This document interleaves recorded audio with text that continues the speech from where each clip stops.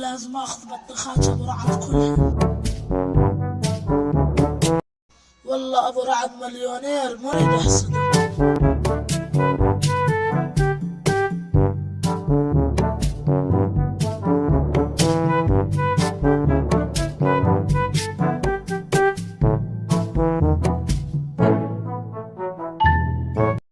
لا تخلنا نتزاعل يا ابو مشعل، ورجع حق بطيخة. حق شنو تريد حق البطيخات؟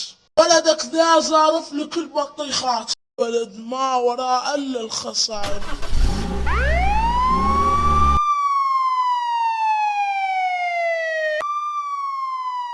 والله لو قصينا ايده مو احسن. يلا مع السلامة، ترى الارض هذا مو ليه.